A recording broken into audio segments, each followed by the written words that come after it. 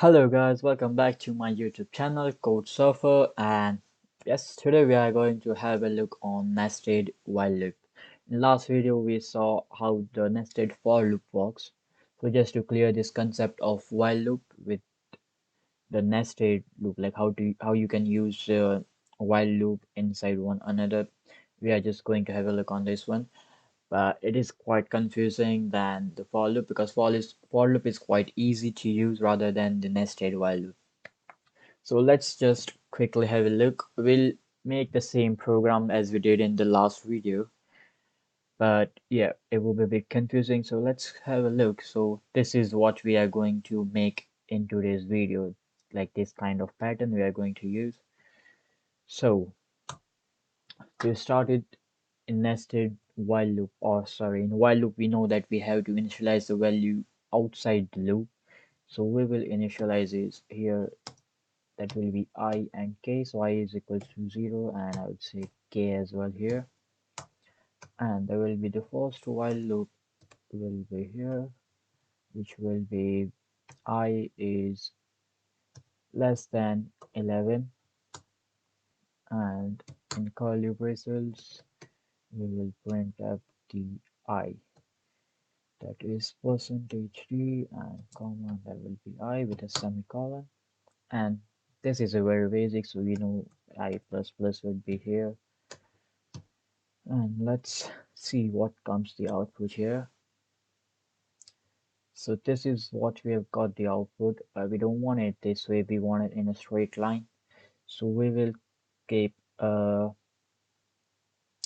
print f state, oh sorry, not print f statement, but it will be outside this one, after this one. So that will be slash n to make some space between the numbers so we can get them in a vertical way. So let's look, what is it now? Print slash n. Okay, now it should work, and yep, there we go. Yeah, so we've got our desired output here. So this is how it is. Now we want the other numbers beside them, so we will create a new loop here that will be while we know the condition that we used the last time, that will be k is greater than, sorry, 0, but we also want to include 0, so we'll keep an equals to sign here, and here we'll print f the k with the percentage %d, comma k with a semicolon. But in this time we are going from 10 to 0, so we will minus the k, so decrement here, but we haven't initialized the k here, so let's first initialize it here. That will be k equals to I minus 1. The reason we are doing minus 1 is that because every number will be deducted from this side, we don't want 1 and the 1 here as well, we want here 2. So in this way we are going to minus the numbers. So let's see, what is it? Oh yeah, so this is what we don't want.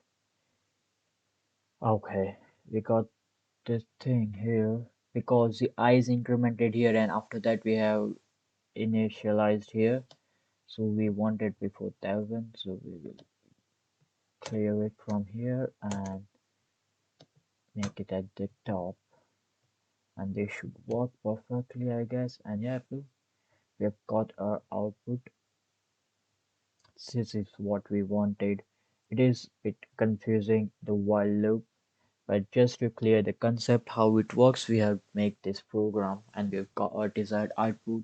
I hope this video was a bit helpful to understand the concept of nested while loop, and in next video we'll learn some more programs, or we'll do some more programs to access, like kind of exercise to clear all the concepts that we have learned till now on this channel. So till that time, bye bye, and see you in the next video, guys. Thank you.